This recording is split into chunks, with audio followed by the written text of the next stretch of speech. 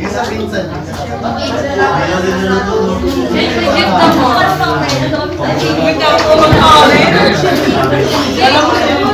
Hindi naman ako sinong sabay-sabay. Hindi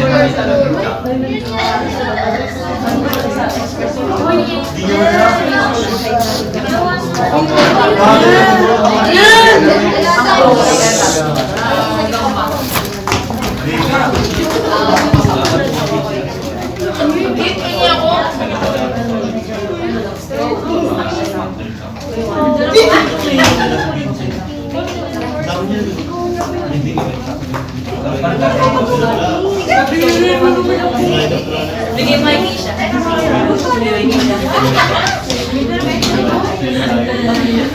kumakain ng magamba o.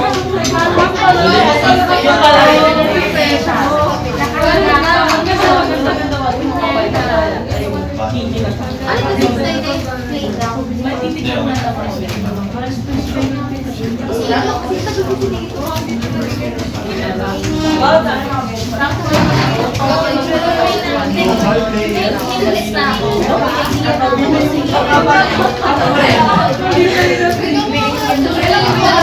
Basic na lang yung mga ni. Kaya nangyari. Piling ko lang.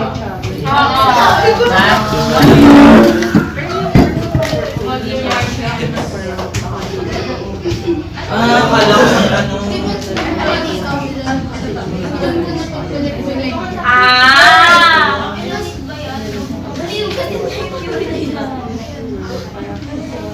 Sino ba nila? Nakanina yung nag-ganto. Dahil na-assist mo.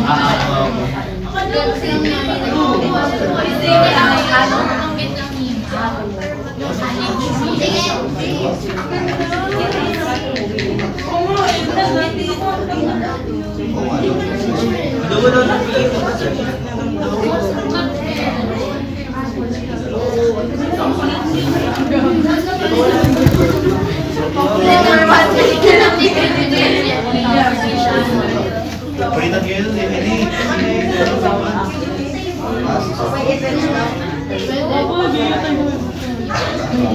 Hindi na nakabalik ng part time. Yung alipin, yung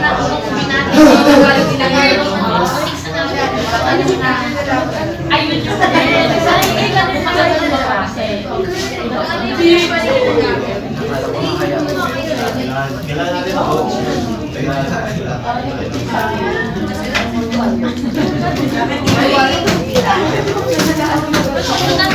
Or i-ease.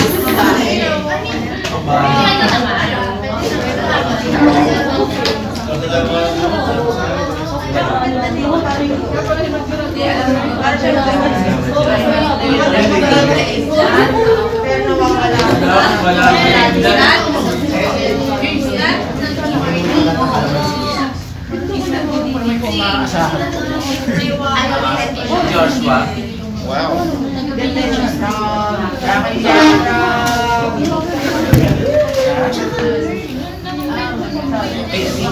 Okay, class. So, shall we? Shall we? Huh? How? Okay lang na kumakain kayo. Ako hindi. Sarap. Ay?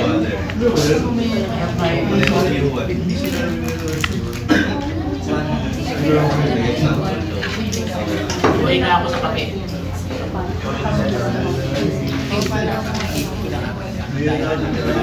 Sige, class. Good morning. Welcome back after 1 week. So, nag-enjoy naman kayo sa college week? Hindi eh. Bakit naman? Bakit hindi? Pagod. Pagod.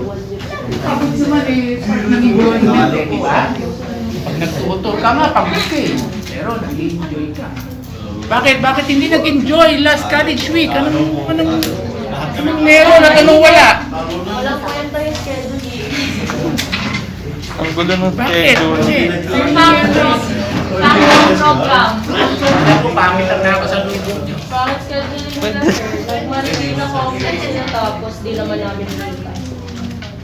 Hindi. Di namin kita kasi nasa bleachers kami. Oh, Tapos tapos? hindi kami pwede lumabas until 5 p.m. even though wala na rin naman kami papalit. Yun na nga, kaya ako di ako pupunta eh. Paano? Pwede hindi. Anyway, alam niyo, ang college week naman, siyempre part lang naman yun na may break, di ba? Para nire-relax kayo sa daily sermon ng teacher. Para magaan, kaya meron na lang sila, part yan ng development ng mga estudyante, ha? Siguro baka hindi lang na-organize mabuti, kaya hindi naging maayos. Next time, baka mag-volunteer kayo para pagandahin ito mula sa mga weaknesses na nakita niyo. Dumulong tayo. Okay? So, morning and puro naman nag-enjoy naman kayo sa Lakwatsa. Buong linggo yun, walang pasok. Pupunta dito, mag-a-attend ka. Yes! Nagpubaw lang naman yata nararating nyo. Ano? Hindi nakarating ng MOA. Parating ka kami sa Espanya, sir. Kaya! Nagkakadun ako eh. Sige, for today class, sige, listen class, ha? Listen.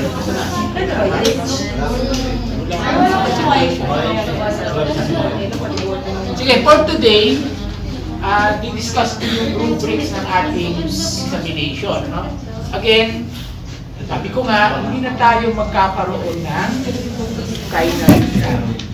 But instead, magkakaroon tayo ng parang exit paper. And the exit paper, basically, pag tinignan mo yung outline na pinipresent natin, ay parang nais niyang i-summarize, diba?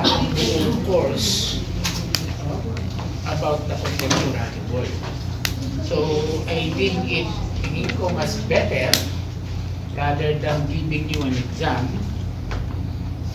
one of the group should write an exit paper to gauge ang ating understanding about the course of contemporary world. So, cover ng paper ang lahat-lahat ng pinag-usapan natin. So, ilalagay nyo doon. Ngayon nga, ilalagay nyo doon based on our lessons, ating mga kwentuhan, no? Then, of course, add your own understanding. Siyempre, mag-input tayo batay sa ating natutunan. And third, of course, try to add other references that can enhance or develop the whole course. Siyempre, every time naman, what you call that, every passing of time, there is always a development. So I'm challenging the class if you can contribute new ideas, new concept, even on the contradictory. Kung meron kayo ba, sir, mali kasi ito, mali kasi yan. I'm encouraging also a different opinion. If you see it, di ba, necessary. Hindi naman tayo mag-create na ng debate kasi exit paper. At least babasahin natin ang paper nyo, no? Pwede tayong makakita, no? Can see different opinions. Yun naman ang learning. Learning is not just kung anong sinasabi sa atin, no? Siyempre, learning also is how do we analyze things, whether you are pro or con to the idea. Hindi naman maling kumontra.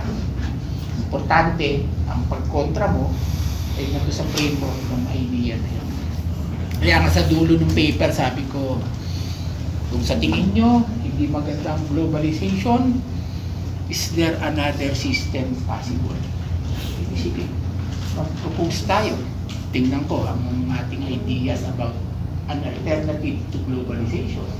Kung sa tingin nyo, mas pinahirapan ito o mas hindi ito maganda, o is there another world possible? Unless pupunta kang Mars. Hindi naman yun ang sinasabi ko. No? Another world system is possible. Okay? So, anong nire-review ko lang yung paper natin kagabi, dagdagan lang natin konti pa eh. Itong aspect ng globalization and migration. Kasi it is also part of after the midterm, yung question natin. No? Kasi part of globalization, other than free movement of products, diba, trade, policies, etc., etc., culture, etc., etc., one aspect of globalization also is movement of people. Hindi lang naman totoong nababasa nyo ang nangyayari sa Japan, di ba? Nakikita mo rito yung mga K-pop, napapanood ng sine, galing sa ibang bansa. But in reality, people also travels and go to one place to another. Diba? May yung aspect ng migration. Ano mga concept niyan? Siguro pag-uusapan natin, pinaka-prominent niya sa Pilipinas, ano? Ang pinakamalaking migration sa Pilipinas na nangyayari. Ako nga bukas makalawa, wala nang tao dito. Diba? Yung aspect ng OFW. Diba? Siguro, baka ilan sa inyo meron yan. Kasi ang data yata natin sa statistics ay 1 for every 5 families ay merong isang OFW sa ating pamilya. Isang pamilya sa bawat 5 pamilya, 1 family for every 5 families has their own OFW. Titingnan natin kung tama ang statistics na. But of course, that is also migration. Ano pa yung ibang migration? Pag-uusapan natin. Migration means people travel or stays from one place to another. Diba? Yung iba nga, baka meron kayong kamag-anak, US citizen na, diba? Or citizen of another country dahil sa matagal na siyang nandun. That's also part of migration. Diba? Tourism is a very, very big factor, part of migration. So pag-usapan din natin, one aspect din talaga ng globalization is migration. Kaya gusto ko lang siyang itagdag. No? Sa ating outline, when you talk about migration, mga causes niyan, bakit nagmamigrate ng tao, diba? Anyway, yung pag-usapan naman natin, technological advancement, communications, transportation, ang bilis na. Dati nilalangoy lang ng tao ang halat. Sailing, but now, by means of jets, di ba? 2 oras lang. Saan na tayo? Hong Kong na tayo, 4 oras, Singapore, di ba? Ang bilis-bilis niya, no? May mga kaklase nga ang nagtatrabaho sa China, di ba? Pupunta lang ng Pilipinas, susugal dito ng 8 to 5, alis na ulit, nasa China na ulit ng 7 ng gabi. Ginagawa lang, pasyalan ng Pilipinas. No? So yeah, so let's talk about it. So implicit mobility, connectedness, the issue of OFW, tackle natin, and the positive and negative impact of migration. So idagdag lang, kaya ako lang hinabol, idagdag natin sa exit data. So ang suggestion ko nga, di ba? My suggestion would be yung mga grupong nabuo. Okay na kayo doon? Wala bang padugong pagtutol doon? Wala nang violent reaction? No? Yung mga grupong nabuo, when we do the mini research about an Asian country, di ba? Nag-team research kayo. So, can we maintain that groupings? Everyone amenable to that? Para huwag na gulihin. Total, nag-collaborate naman na kayo on that matter so we can collaborate also more on this paper. Okay? So yan, dinagdag ko lang. Then after that, siguro i-post ko sa GC natin para maging guide nyo na. Tapos naman na tayo sa ABCD. So dinagdag na lang ito. Pero you can start writing your papers na. So ipopost ko naman yung mga lessons discussion natin ng PowerPoint para maging gabay nyo. O simple na lang ang gagawin. No? I-text nyo na lang yun. But not only i-text niyo yun, i-textualize yung PowerPoint, but please add your own understanding, yes, and please add new ideas. Try to expand the discussion. Okay? Hanap kayo ng iba pang mga ideas. Of course, sa dulo naman, siyempre, lagi lang naman, if you inject new ideas, ilagay lang sa akin. Ha? Bakit po? Baka naman, huwag naman makikita natin na reference sa TikTok. O Reels. Reels ni ganito. No? Huwag naman ha. So, pa-format lang naman para matuto lang tayo. No? American Association of Public Administration kasi yan. So, meron silang format. Hindi ko rin yan kapisado. Pero, parang ano lang naman yan, na yung date, di ba, pangalan, etc. But if not, kung magpapahirap lang yan sa atin, huwag nang sundin. Importante, saan galing? Ha? At least, i-quote nyo man lang sino author, anong libro, anong page. Ha? At least, ganun man yan. Para lang naman malinaw na yung mga pinagsasabi nyo, whatever new ideas that you incorporated on the paper can be verified. Ha? Yun lang naman. Huwag naman yung parang kwento lang na ganito. No? Okay? So, yun lang na. So, ihabol ko lang yung letter E from our discussion yesterday about globalization and migration, which we will discuss after the midterm. Then, the rest is the same. So, hindi naman na kayo. Parang isusulat lang naman yung mga discussions natin. But of course, just add your own opinion. Not own, but the group's opinion. So, syempre, you will discuss it among your groups. Then, add another idea. Ano lang ha? Just try to expand. Just try to expand the discussion.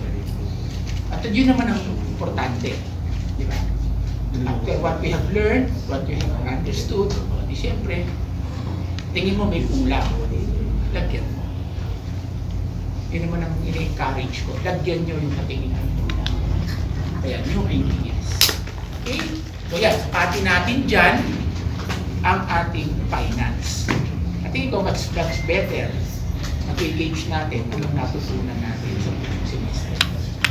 Rather than true or false, yes or no, multiple choice. Or yung multiple choice ko lang naman yung inyong midterm natin is another multiple choice, 50 items. Mas more analyze.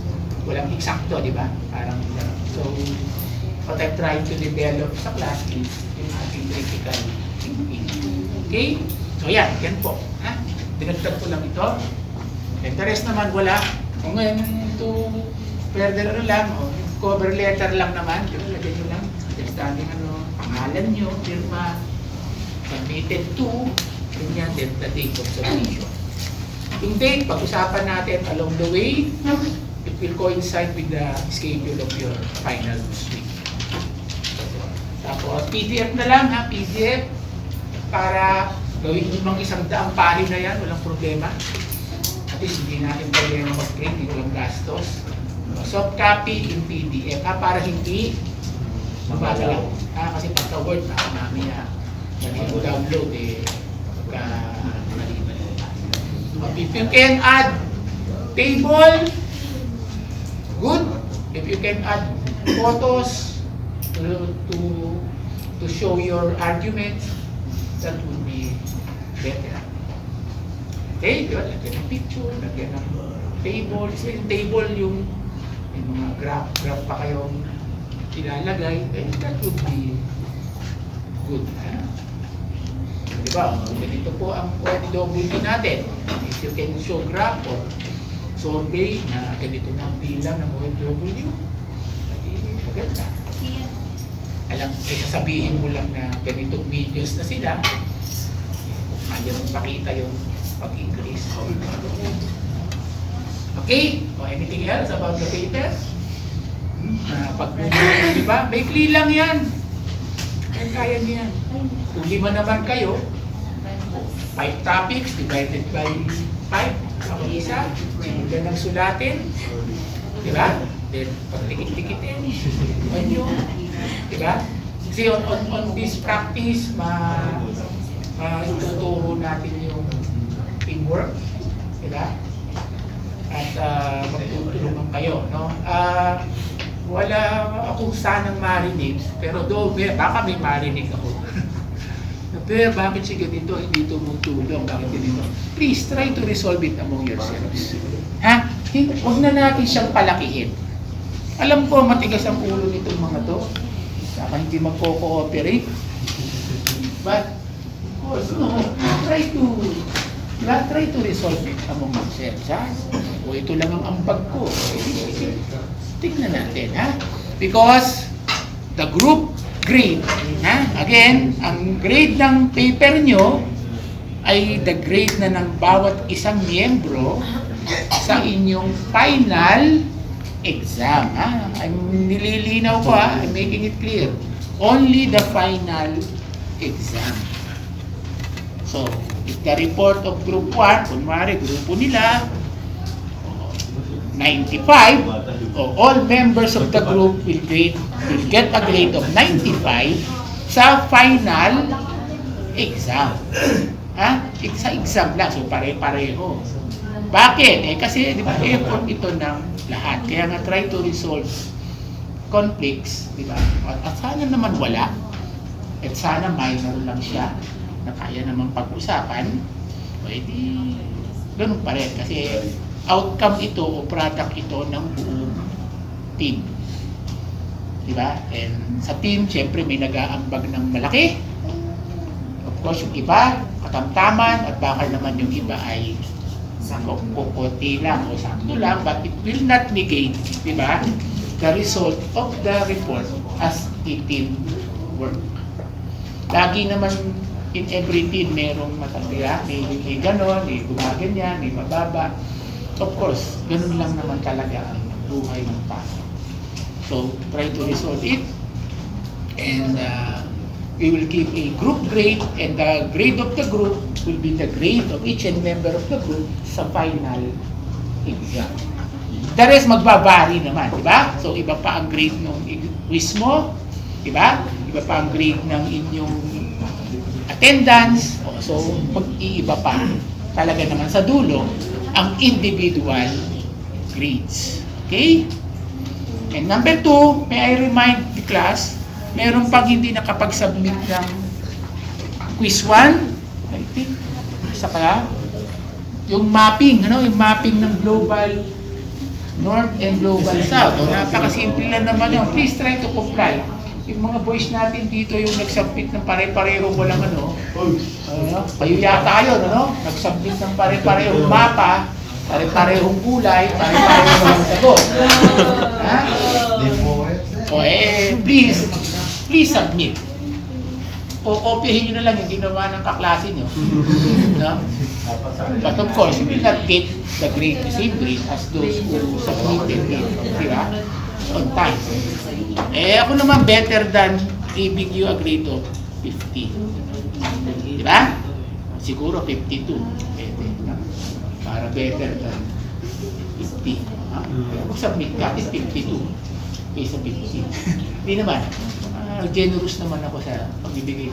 Huwag lang naman yung parang huwag hindi na talaga gagawin. Before the after the midterm, magkakaroon pa tayo ng mga dalawang group assignment pa. Okay? May tanong pa sa outline. Anyway, po-post ko naman ito. Wala nang table of contents, nagkasundo na tayo. Tingin ko, wag na nga din kasi kung soft copy naman siya, useless. Maganda table of contents pagka hard copy. Okay? Okay. Now, how will we grade your paper. So, ayan, ha? Basta may paper 100. Ipopost ko rito, at least, ayun lang natin, ha? Ayaw mo dun sir, basta may paper 100 lang. Of course, syempre, may 100. O, ayan, yan, ha? So, yan. Tingnan nyo na. So, of course, the content is number 1. Yan ang 60% na content. Tama ang sinabi. Diba? Pag mali ang sinabi, 54 points.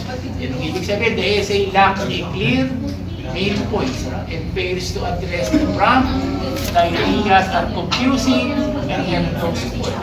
Puro bulatas. Puro bola.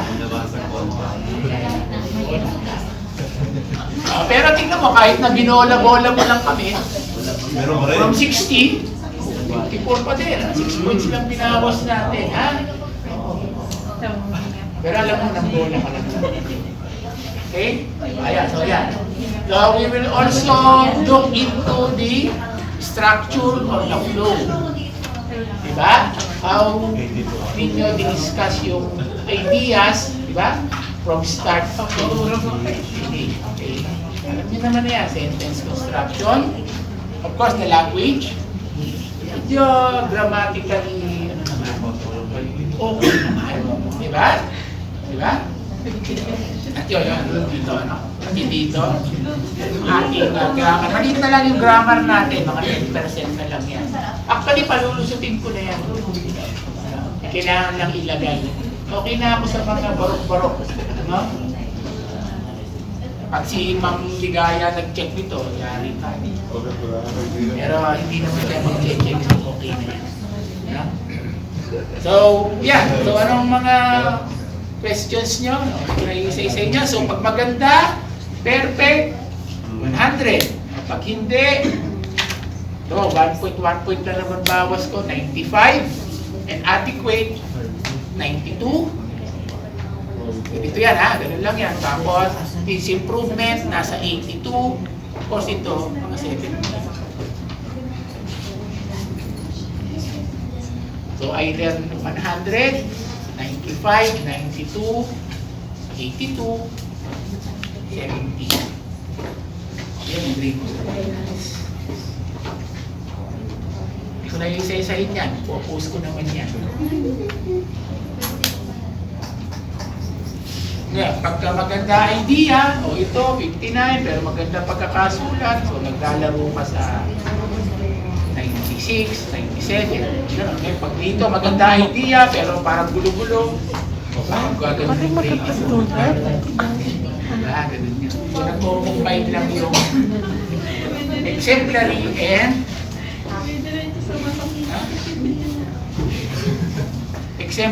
proficient. Hindi naman siya nagkakalayo talaga.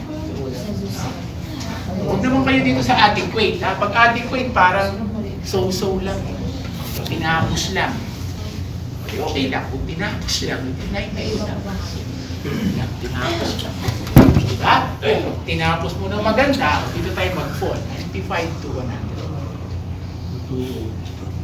Nandiyan naman, ha? Hindi ko na yan uulitin. Hindi ko naman babasahin na yan.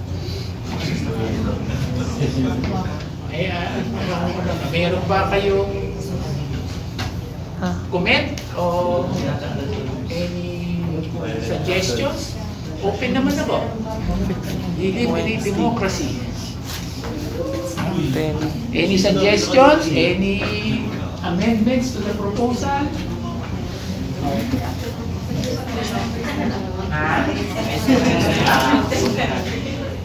Wow! Pag 10, wala nang gagawin ng iba eh. Ayos lang yan. 5 members. 53 kayo, may nag-drop out na. May hinahanap akong isa. Kasi hindi ko pa magaroon. 53 kayo, nag-drop out na yung dalawa. So 51.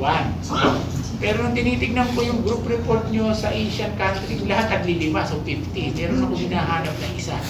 Anyway, titignan ko na ng mabuti kung sino siya, and I will call his or her attention na lang. Baka walang grupo.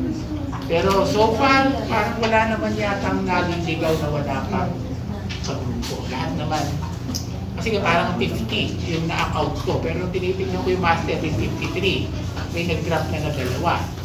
So 51 officially. So may isa among you ang walang kagrupo o at least hindi nakapag-submit doon sa Asian country na nililisin.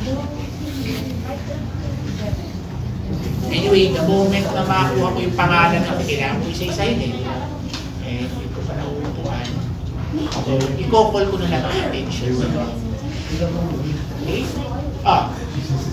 Any comments? Any suggestions? So, wala na tayong lecture today. Kundi, i-share ko lang sa inyo itong ating final paper, exit paper. Of course, I will look into the organization structure, margins, margins, layout, how do you start a paragraph, naka-indent, titignan natin yun, tingnan natin yung mga paragraph writing, naka-indent, yung start, then kung 1.5 ang spacing ng sentences, o 2 double ang spacing ng another paragraph. Another topic.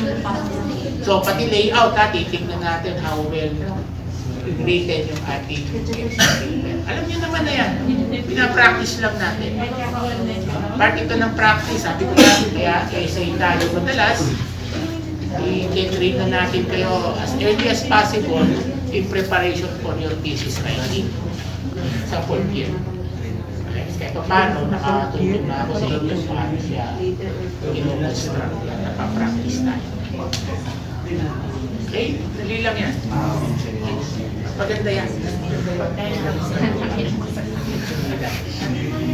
Hindi lang love letter, ha? Kung love letter ka lang magaling sumulat, ha? Okay din yun. Gawin mo comprehensive yung love letter mo. Yes.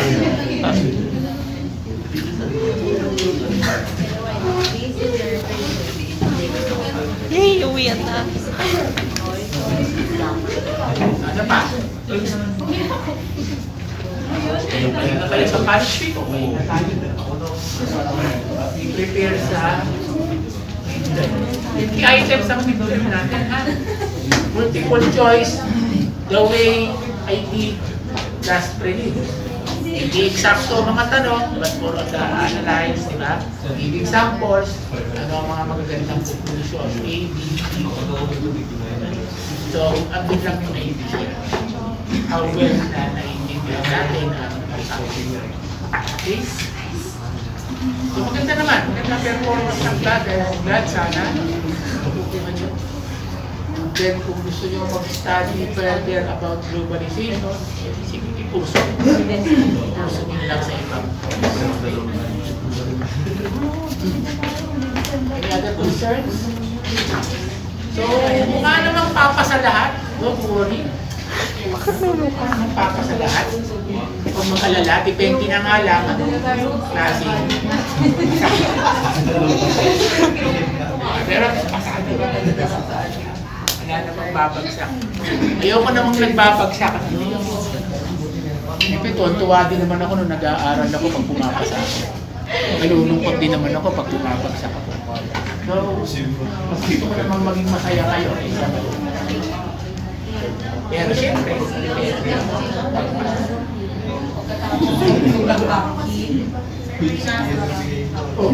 Gawin natin sa mga yan. Organisan niyo po, sir. Ay, ano? About the morning. Gabo.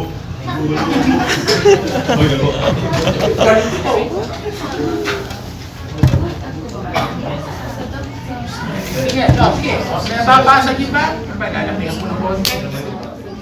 Sabi mo yung defend niya sa amin ang gulo.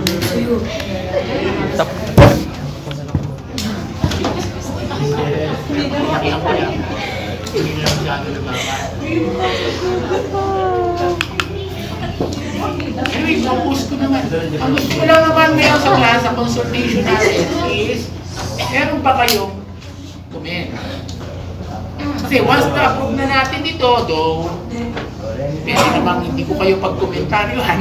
Pero sige, i-open na natin para at least part ng ating critical shaming, di ba? Sir, baka mahirap ito. Baka konting ganito. Kasi kung wala naman, i-adapt natin ito and this will become the basis ng ating exit paper. So, hindi na kayo after, then start constructing the presentation. Parang ang gawin nyo dyan, bulog-bulugan. Bulog-bulugan. Ha? Actually, class, yun ang secret na thesis writing. Talagang mahirap magsulat pagka ang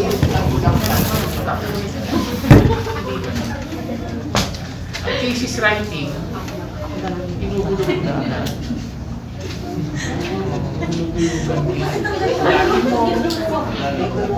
Isa na, pag nagsusulat ka, wala pang outline.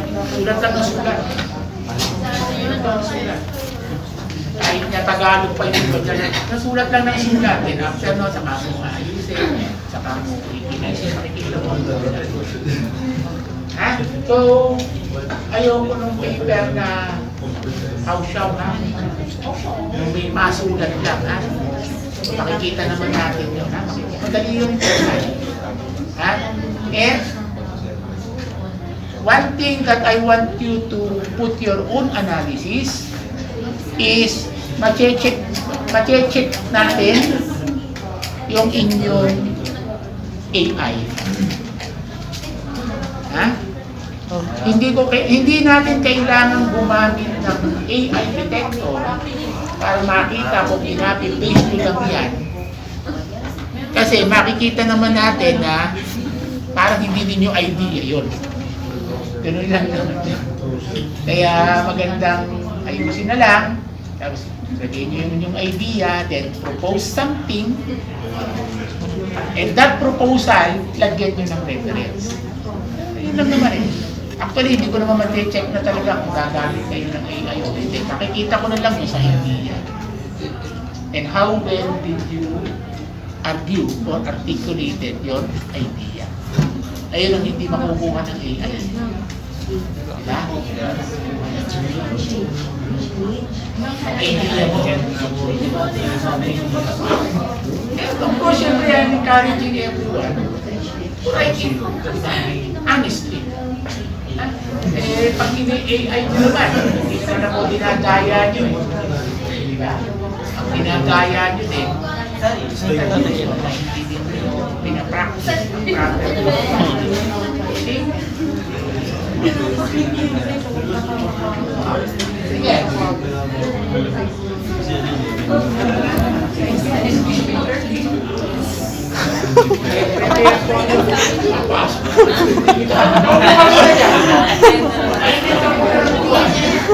Mauna na siya.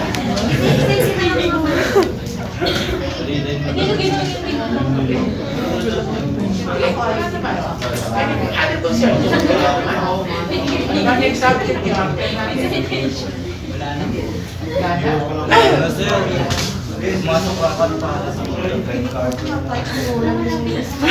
Next week, winter. Maganda naman na yung winter mo. At ano lahat din, above other lahat. Meron lang nila, apat lang na medyo as average. In general, syempre statistically. And I hope yung mga medyo hindi maganda ang result last week can be into better this time. Okay? Diba? Ayun wala pang ano ha, kasama ka na ron sa nagsabit ng ikaw ha. Papa, pareho. Sabi yata ito doon ako sa please, submit again ha. Submit again. Eh kasi anong ibibigay ko doon? Gumawa man lang ng tama. Ganun naman ang tama, yun na lang naman ang ituturo. Alam, pinasagot, gabi na lang. And mag-submit. Siyempre naman, nasa-submit yung isa na yung but, bear in mind, hindi kayo makakakuha ng isip ay mga nagsabit. I'm giving you a chance.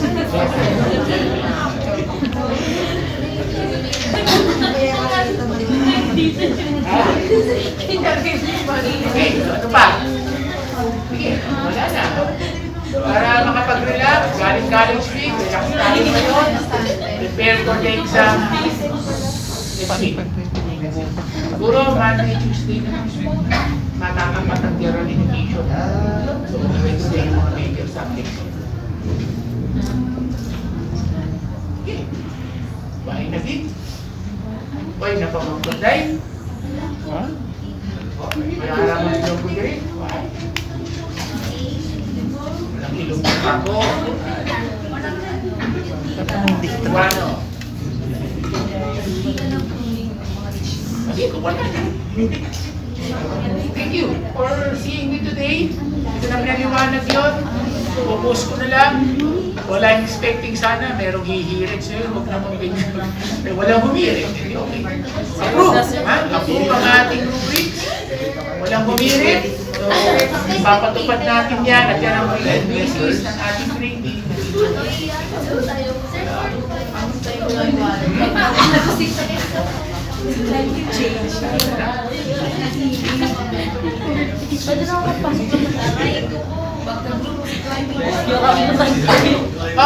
May exam pa kayo sa midterm?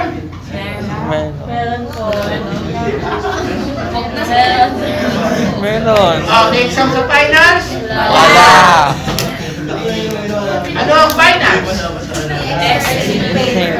And group.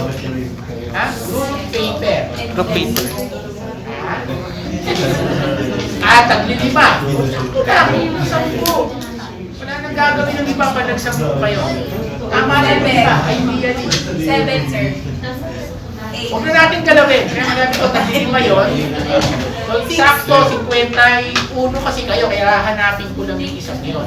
Kaya the moment na makita natin yung isang nakakapasok pa, of course, I will recommend, kanino man siya pupunta, i-accommodate. Ha? Siyempre, kaya magiging 6 ang isa sa inyo. 6 kasi, magdadagdag na yung isang buwan. Pero the rest, huwag na natin galawin. Ha? Huwag na natin galawin. Wala na magpipito, wala na mag-aapaw. Status quo tayo, yung isa lang na nawawala, ang ipapasok natin to anyone. Yun lang siya. So meron lang isa sa inyo magiging 6 eventually kasi may isang classmate lang tayo na i-accommodate natin. Other than that, the grouping stays. Okay? Ano? Pentas Clara. Liga.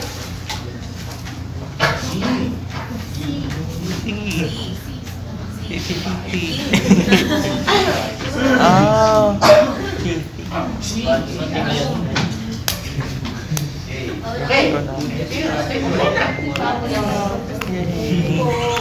So class please. Sinol next week.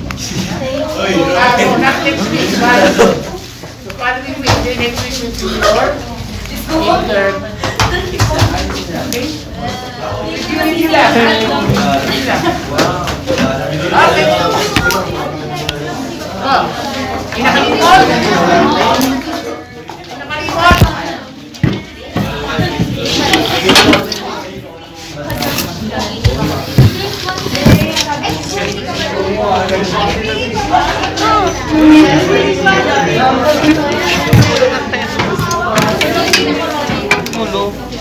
O yung nakapagpasa, hindi yung talaga. Yung assignment nyo.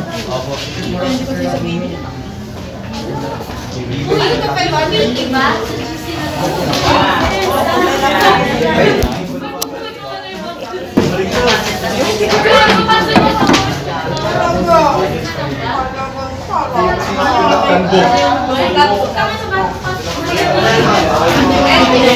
Wala na nakakalimot.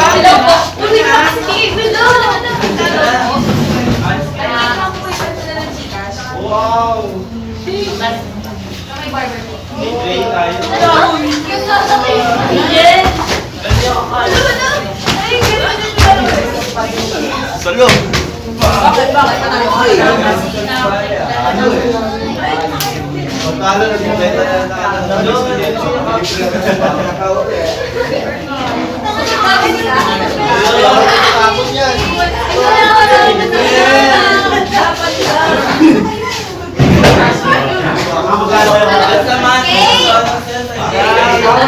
Bawal ba?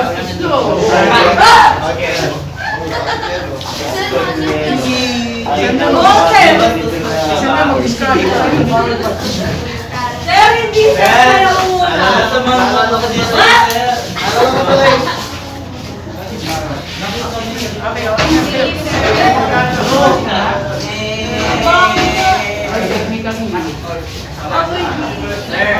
Wag na!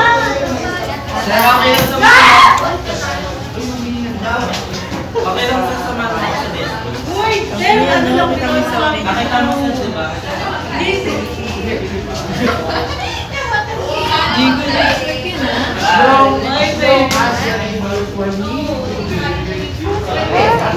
Hoy, Kate, makinig ka dito, Kate.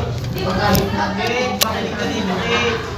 Ano yun, sir? Makinig ka dito. As lang ka sana, sir.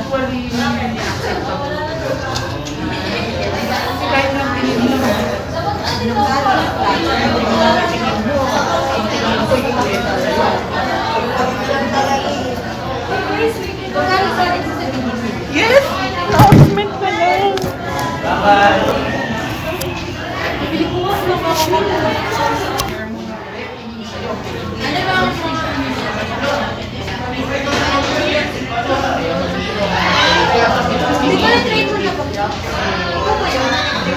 Hindi na, hindi ka.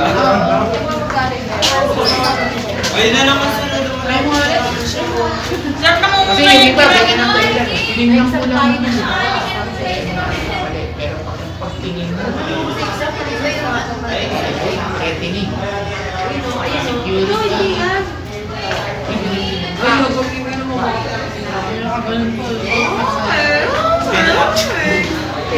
Pero pag mutual naman, kaso din mo.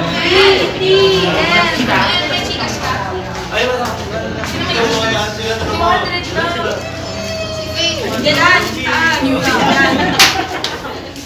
May magmali na yun, mapagalitan tayo ng ibang class. May action na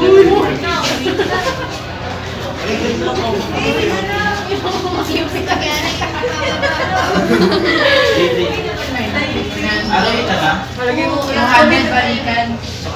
magpapito tayo pabalik. Hindi kami nagkikita kami doon.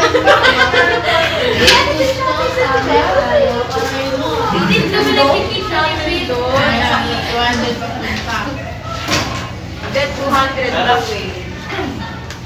Tignan na natin si Ara. Hindi nga siya natin siya sa lahat. Ah, sige. Business year na ako. Thank you po.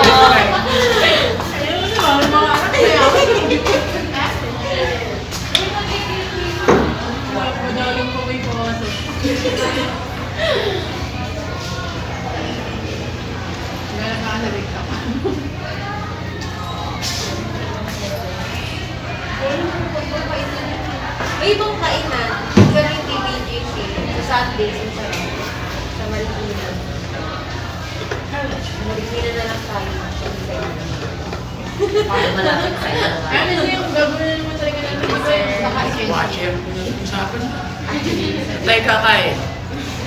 Wala na nga kami pera.